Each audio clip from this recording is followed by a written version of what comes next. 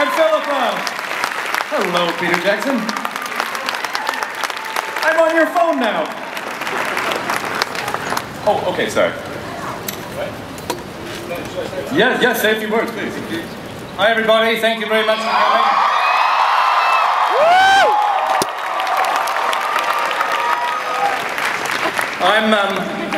We're actually in production on a new video blog, which is going to give people that couldn't come to Comic-Con just a sense of the experience of being here. So I've been recruited as a second unit cinematographer. Actually, Chris has. I just want you to do something. I'd just like you to do something for our blog, for all the people that couldn't be here. When I say 1, 2, 3, could you just say hi from Comic-Con? Okay, hi from Comic-Con. So just wait. Here we go. And 1, 2, 3. Hi from Comic-Con!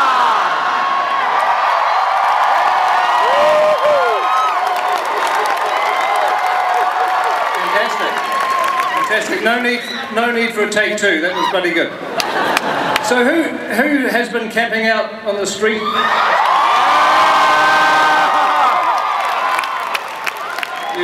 You poor sods, you poor bastards. Thank you very much for doing that. Just before we go on, who here regards themselves as being a Tolkien geek? Okay, well, I'm going to introduce somebody who's possibly a more avid Tolkien geek than any of you, our co-producer and co-writer, Philippa Boyens.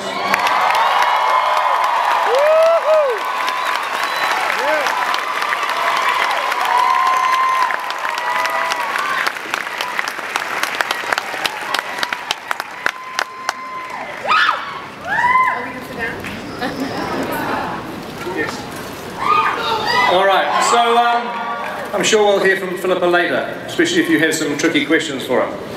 But I guess we should probably run you a bit of footage, should we? Good. So do you want to say hi? No. Oh, you want to watch the footage? Oh. Why, I don't know. Anyway, so just a couple of little quick disclaimers. The music tracks that you'll hear are just temp tracks. There's a little bit from Lord of the Rings, there's a couple of tracks from some other movies. Howard Shaw hasn't started to record his music for this yet. I think he starts recording with the London Philharmonic in about 5 or 6 weeks. So there's none of Howard's, Hobbit score to be heard on this reel at this stage, unfortunately.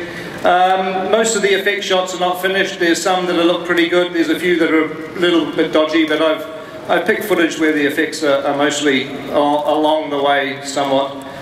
And you also, even though at the end the title comes up, The Hobbit, An Unexpected Journey, there is a bunch of clips and shots in here from the whole story. It's not just from the first movie, just for Comic-Con.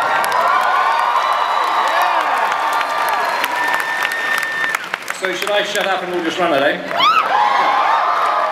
Jackson!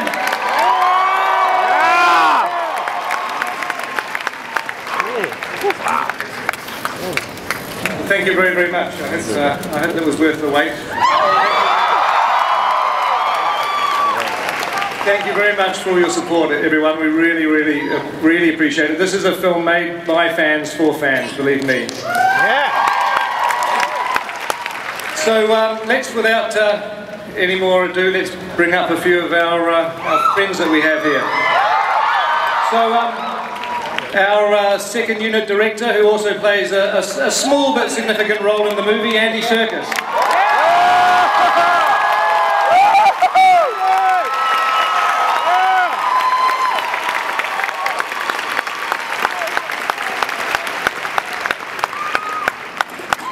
Thorin Oakenshield, Richard Armitage.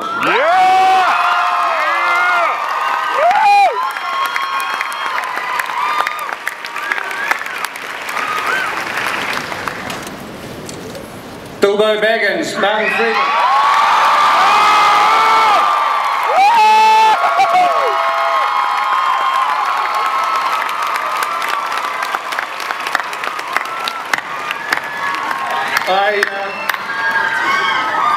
I I think there's a wizard lurking about there, Sir Ian Mckellen.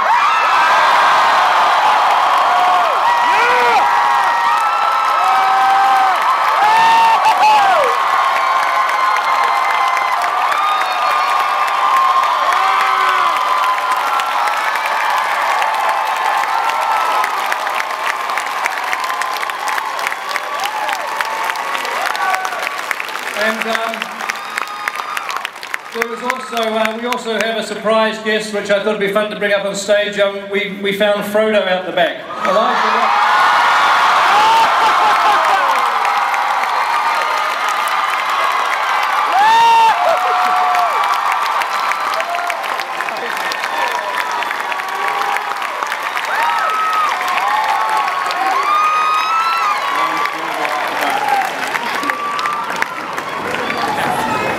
Yeah, that is exactly.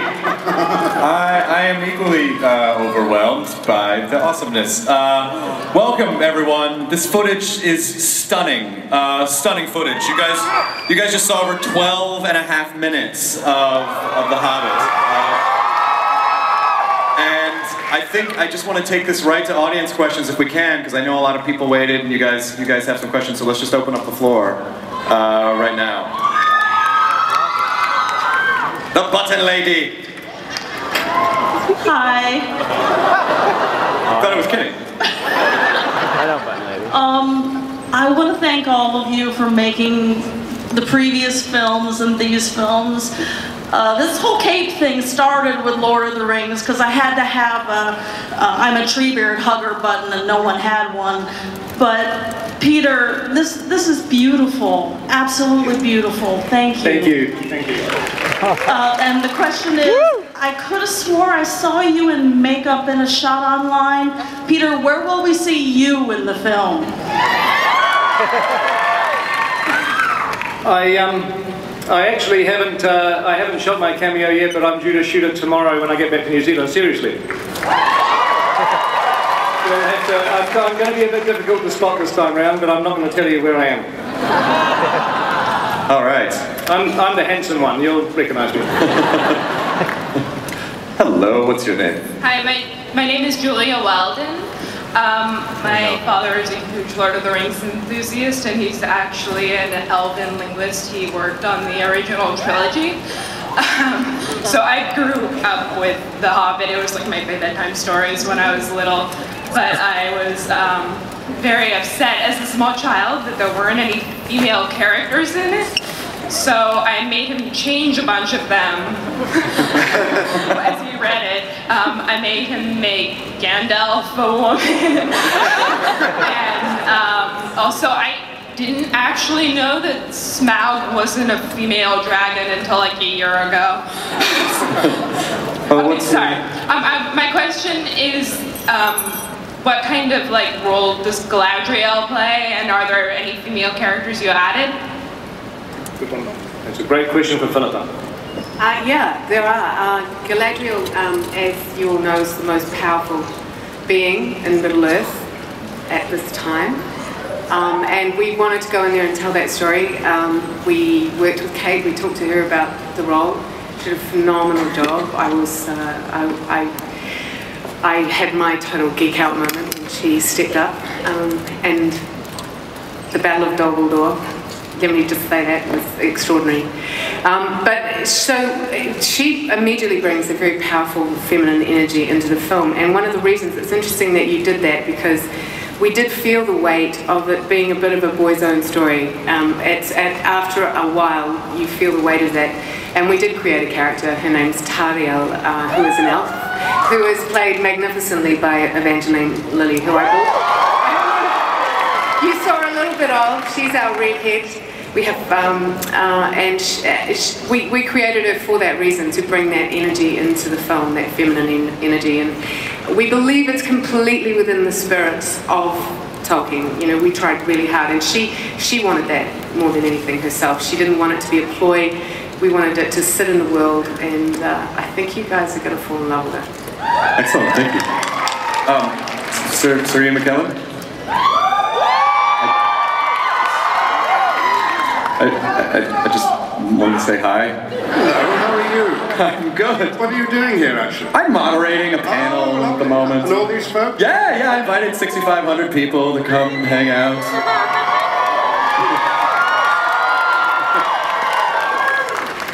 It's such an honor. What is your... Hi. Hello. I'm freaking out, sorry. You guys are you're just amazing, phenomenal people, and I just wanted to take a moment to thank you for doing this for the fans. My friend, especially Mr. Freeman, she's in love with you. She's seen Nativity like 6 times just because you're in it. Sorry. My question is, because in all the Lord of the Rings movies, you've kind of focused a lot on using prosthetics and motion capture and models of the scenes, and I really appreciate that, and I was wondering if that posed any challenge to the cast and crew, like if there was any difficulties acting in the prosthetics. I know especially for the dwarves and the Hobbit feet. Oh yeah, what are the I always wonder like what the Hobbit feet feel like to like put on and then like pounce around in. They're good. For the first few days, it's a little bit like a fledgling duck, you know, just kind of finding your flippers. But after that, they're surprisingly easy. Yeah, they're kind of you can forget that and just carry on with the scene and playing the character. But whenever I was having a hard day or a tiring day where I had a bunch of other people just to look at and know that I was having a relatively easy time of it physically, because everyone in huge prosthetics and big costume rigs were being far more heroic than I was. So maybe Richard should talk about that. We went through quite an evolution with the look for Thorin, and of course all of the dwarves, who are kind of very clearly defined by their features. Working in a prosthetic like that was one of the biggest challenges, because you really have to work your face harder to portray what you're trying to express inside. And on day one, I really didn't think that I was going to make it anywhere close to 2 or 3 weeks into the shoot. But by the end of the journey, I couldn't work without it, and I didn't recognise, the person underneath it. But managing the heat and the stench of sweaty dwarf was a challenge in itself. Yeah. Excellent. What is that lady loves you? What is your question? Hi, hello. I love you guys. I came all the way from Brazil just because of you. Just because of you. Thank you. I spent all my money on this trip, but it was worth it. And before I make my question, Ian, I'm your biggest fan. I love Gandalf, Magneto. You are the greatest, man. You're the greatest. I have a simple gift for you from Brazil. Sorry. Okay.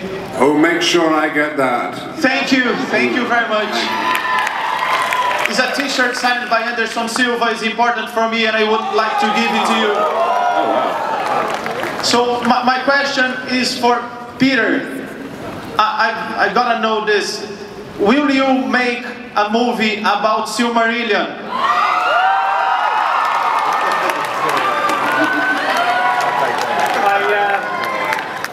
I think the chances of me living till I'm 110 are very remote.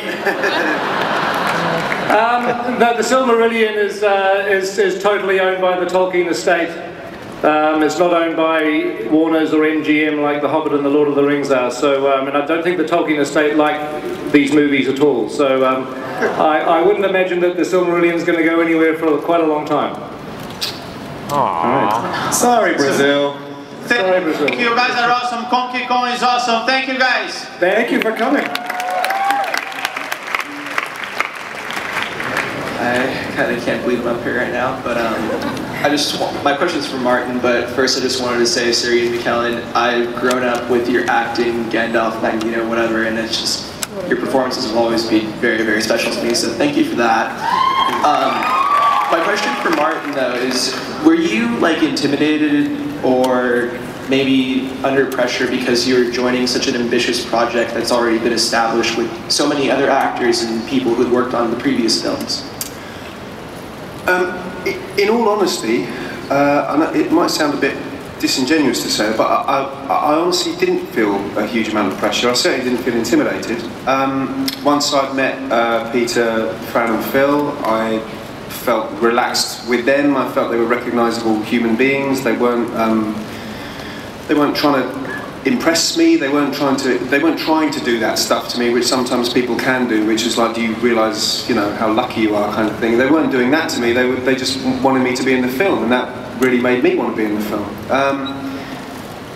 And obviously, you can't really take intimidation or pressure to work with you, you know, because you won't do your best work and you won't do your best play. Did you watch? Yeah. Oh yeah, I watched that. I stood right there. What did you think? I was blown away. Extraordinary. I mean, the footage as well was so, I mean, it's incredible, but it has these amazingly emotional moments. And that's, I think, at the heart of what Peter does in his storytelling and what Philippa and Fran write, and to see that presence in this footage, because I'm so distant from this truly. I really went to New Zealand for a month last year to do a bit of work, but it's beautiful. I was made to feel emotional watching that footage, and to see everyone here, it's wonderful. I mean, and I think you know, the reason that everyone has a story to tell before they ask their questions is because this is such an emotional story for people, and everyone connects to it on such a personal level. And I think that's why there's so much like, you know, here's how this affected me first before I ask my question, which is a testament to the work. What is your name, sir? My name is Alex. I come all the way from the border, Tijuana. All right. All 20 miles away. All the way.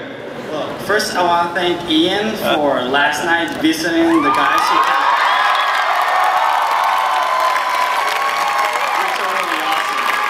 It was nice for me too, great.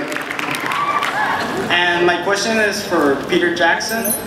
Me and my sister are great admirers of yours. I mean, we admire your work.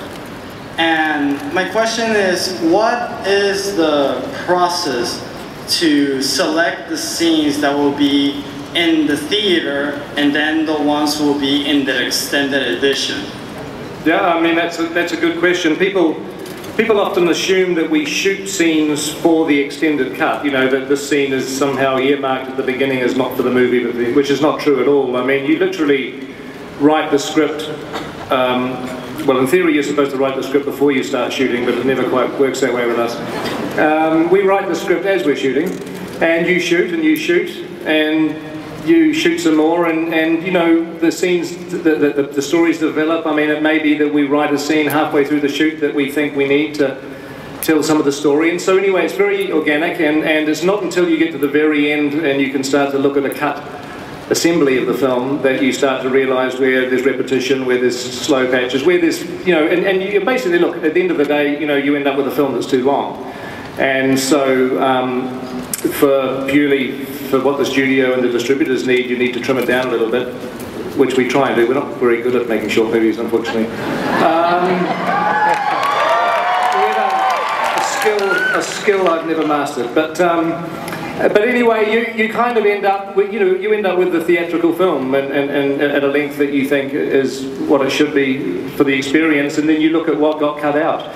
And we don't put everything back in because, you know, you literally cut out scenes that you don't need and are of not a huge amount of value in hindsight. But when we cut scenes out that have nice character moments or nice further information for the story, then we love to put those in the extended cut. So it's a very organic process. You don't really know until the very end what's going to end up in the extended cut. But there'll certainly be extended cuts of these films, I'm sure.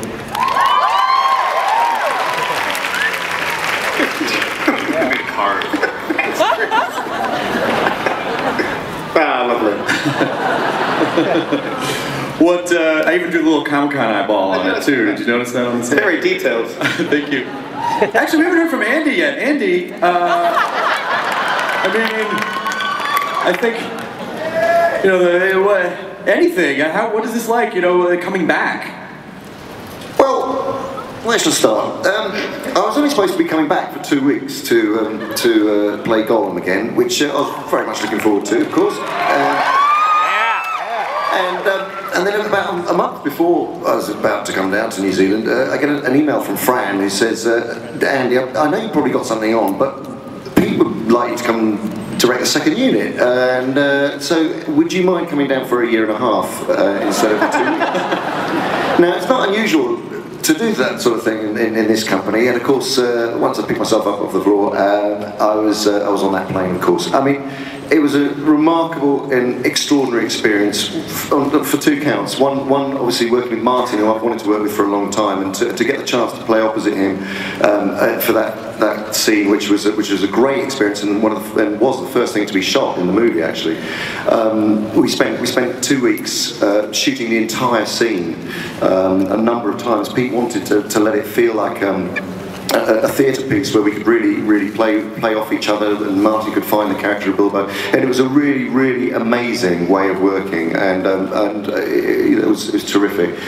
And then I began the process of jumping into the director's chair, putting on the 3D glasses, getting to grips with 48 frames a second, a crew of 160 people, cranes, techno-cranes, a schedule, dwarves, dwarf doubles, scale doubles, stunt doubles, a schedule that kept changing every 2 minutes, and it was a huge film education for me, and enabled by the greatest mentor possible. Peter's been an immense part of my life for the last 12 years, and Fran and Philippa, they've given me such incredible opportunities, and I will eternally be grateful to them. They've honestly made a massive difference, and to be entrusted with that position was a dream to behold. So thank you from the bottom of my heart.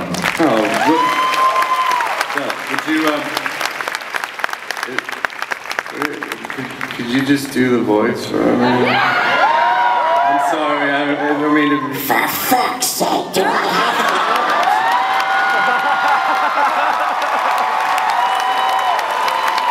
No, I'm sorry. You said you weren't gonna whore yourself, you said it! But you get it in front of 6,500 fucking people, what are you gonna do, precious?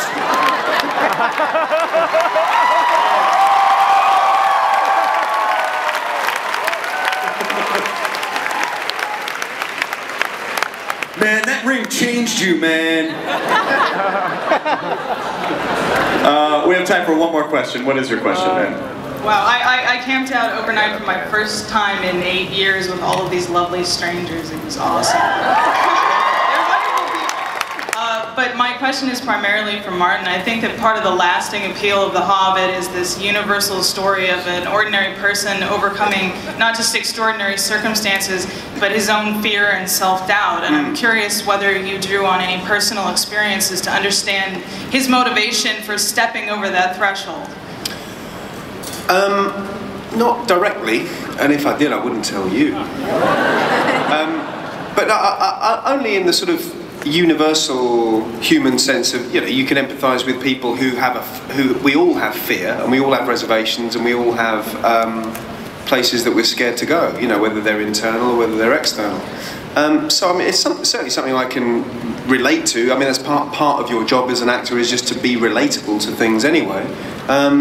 And I guess, beyond that, part of it is just casting. I didn't cast myself in it, so whatever they saw,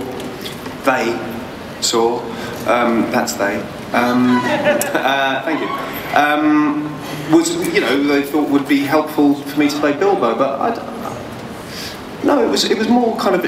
I'm a big believer in knowing what play you're in, and in this play I have to sort of be, in a way, the eyes and ears of the audience, because I'm the nearest thing to an audience member that there is in the film, really.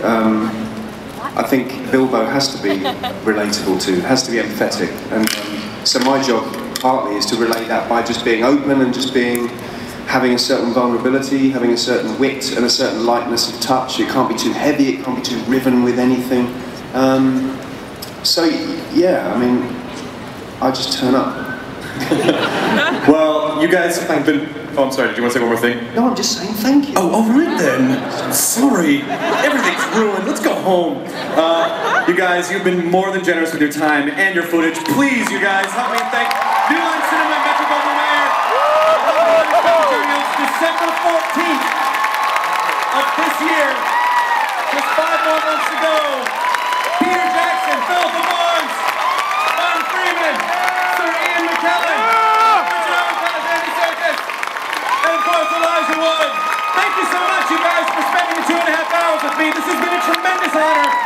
I'll see you here tomorrow for Doctor Who. Bye, everyone. Have a great Saturday at the con. Marvel's next. Ladies and gentlemen, let's hear it again from our friends from Warner Brothers Pictures and Legendary Pictures, Pacific Rim, Warner Brothers Pictures, Man of Steel, and The Hobbit, An Unexpected Journey. And let's hear it for our special guest moderator from TheNerdist.com, Mr. Chris Hardwick.